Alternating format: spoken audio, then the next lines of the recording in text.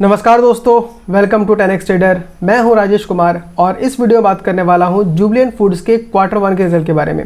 तो यहां पे अगर ऊपर से नंबर देखेंगे तो बाकी कंपनी जितने भी है जो भी क्विक सर्विस में है उससे काफ़ी अच्छा परफॉर्मेंस किया है। और पहले टोटल स्टोर्स का बात कर लेते हैं। तो जुबिलेंट फूड्स का जो टोटल स्टोर्स है सारे international, India, Sri Lanka, Bangladesh, Turkey, इन 4 कंट्रीज में ऑपरेट करती है।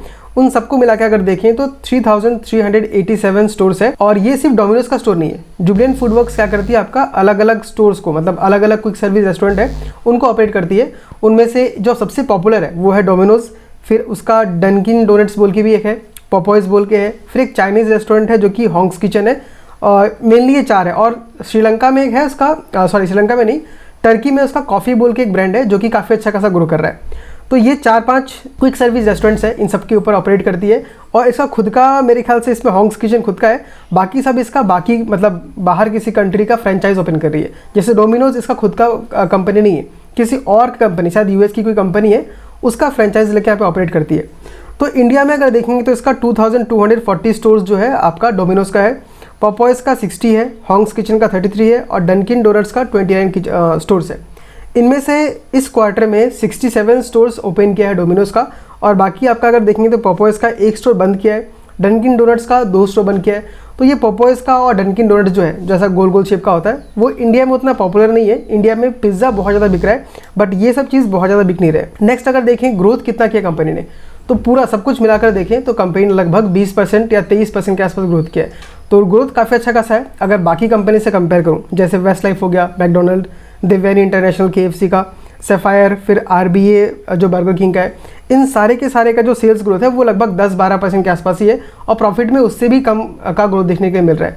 तो अगर इस सेक्टर में जितने बाकी कंपनीज है उन सब से कंपेयर करेंगे तो बेस्ट निकल के आता है डोमिनोज का। बट अभी इसमें कूद के इन्वेस्ट नहीं करना है, अभी और भी कुछ डिस्कस करना है, उसके बाद ही हमें डिसीजन बनाना है कि हम इसे इन्वेस्ट करें कि ना करें। तो यहाँ अगर नेटवर्क ग्रोथ देखें तो साल दर साल डोमिनोज का बात कर रहा हूँ 10% से ग्रो किया है। रेवेन्यू अगर देखें तो 17% से ग्रो किया है। और प्रॉफिट आफ्टर टैक्स अगर देखें तो 59% से ग्रो किया है। बट ये Q1Q बेसिस का है, मतलब पिछले साल का Q1 और इस साल का Q1 कंपेयर करूं तो प्रॉफिट में आपको 59% ग्रोथ दिख रहा है। तो नेट ये था कंपनी के बारे में। लेकिन अभी बात कर लेते हैं इसके वैल्यूएशन के बारे में, क्योंकि वैल्यूएशन जस्टिफाई नहीं कर रहा है। अगर इसका आप ग्रोथ देखेंगे तो आपको 20-25% दिख रहा है, ठीक ठाक है। दूसरा, इस कंपनी के ऊपर कर्जा अच्छा खासा है। अगर ये कंपनी कर्जा पूरा खत्म कर दे तो सारा का सारा जो ऑपरेटिंग प्रॉफिट है वो आपका प्रॉफिट आफ्टर टैक्स में आ जाएगा और पैट भी आपका अच्छा खासा ग्रो कर सकता है। बट इंटरेस्ट पेमेंट की वजह से और डेप्रिसिएशन की वजह से जो ऑपरेटिंग प्रॉफिट कंपनी कमा रही है वो पैट में कन्वर्ट नहीं हो पा रहा है। तो ये कंपनी के लिए मुझे एक नेगेटिव लगता है। हालांकि बाकी कंपनी से अच्छा कर रही है, मतलब ऐसा बोल सकते हैं कि अंधों में कान आ जाए।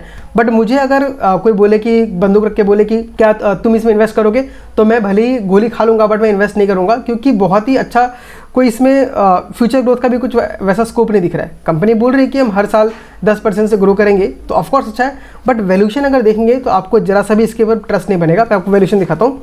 तो चलिए चलते हैं उसके लिए स्क्रीन के ऊपर। बट उससे पहले आपसे एक छोटा सा रिक्वेस्ट है कि वीडियो को लाइक कीजिए और चैनल को सब्सक्राइब कीजिए, क्योंकि मैं ऐसे वीडियोस रेगुलरली बनाते रहता हूँ। तो यहाँ स्क्रीनर पे आके मैं आपको दिखाता हूँ जुबिलेंट फूड्स का जो स्टॉक का प्राइस ट्रेंडिंग है वो आप देख सकते हैं 160 का है। 160 का प्राइस ट्रेंडिंग है। और इसका जो ग्रोथ आपको कितने का दिख रहा है, लगभग 20-30% का ग्रोथ दिख रहा है। तो मान लीजिए 50% का भी ग्रोथ देखने मिलता है और इसका प्राइस ट्रेंडिंग अगर 160 का है, तो आप देख सकते हैं आपको 3 गुना का वैल्यूएशन आप दे रहे हैं। नॉर्मल जितना ग्रोथ है उसका 3 गुना का वैल्यूएशन दे रहे हैं। तो मेरे ख्याल से ये वैल्यूएशन मेरे लिए, मैं अपने बारे में बात करूँगा, मुझे बहुत महंगा लगता है। प्लस कंपनी के ऊपर कर्जा भी इतना ज़्यादा है। अगर कर्जा नहीं होता और वो सारा का सारा प्रॉफिट में चेंज हो रहा होता तब मैं इंटरेस्टेड होता स्टॉक में। बट फिलहाल मैं इंटरेस्टेड नहीं हूँ। बट ऑफकोर्स मैं क्वार्टर ट्रैक करते रहूँगा। और इस सेक्टर के बाकी कंपनी से ट्रैक करूँ तो सबसे बेस्ट मुझे जुबिलेंट फूड ही दिखता है, बाकी उतना कुछ खास नहीं है। बट फिर भी मेरा ओपिनियन ये है कि इस सेक्टर से फिलहाल दूर ही रहना चाहिए। आप भले ही ट्रैक करते रहिए और जब भी आपको कुछ अपॉर्चुनिटी दिखता है, अच्छा मौका मिलता है या वैल्यूएशन सस्ता मिलता है, उस टाइम पे आप यहाँ पे बाय कर सकते हैं। अब ऑफकोर्स आपको अगर 10-20% का प्रॉफिट चाहिए तो आप आराम से यहाँ पे एंट्री करके निकाल सकते हैं।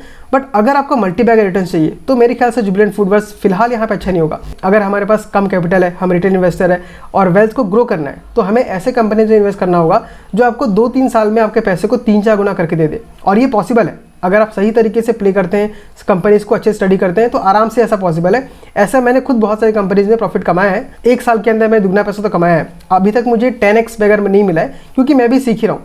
बट मुझे काफ़ी अच्छा खासा मैंने कंपनीज को सर्च किया था, जैसे एंजल वन, फिर आपका IRFC, फिर आपका IDFC फर्स्ट बैंक, फिर डोडला डेयरी, विजय डायग्नोस्टिक और 5 पैसा। ये सारे कंपनीज के ऊपर मैंने ऑलमोस्ट डबल का प्रॉफिट कमाया है और उसके बाद मैंने एग्जिट कर लिया, उसका रीज़न अलग था। बट मैंने ऐसे बहुत सारे कंपनीज निकाल के रखा हुआ है जो अच्छा खासा प्रॉफिट दिखा सकते हैं। तो आपको भी अगर ऐसे कंपनीज में इंटरेस्ट है तो चैनल को सब्सक्राइब कीजिए, क्योंकि मैं फ्री में ऐसे वीडियोस बनाते रहता हूँ और अपने जो भी ओपिनियन है उन सबको शेयर करते रहता हूँ। तो आज के वीडियो में इतना ही, मिलते हैं आपसे अगले वीडियो में किसी अगले स्टॉक के साथ। तब तक के लिए tata, bye bye, take care.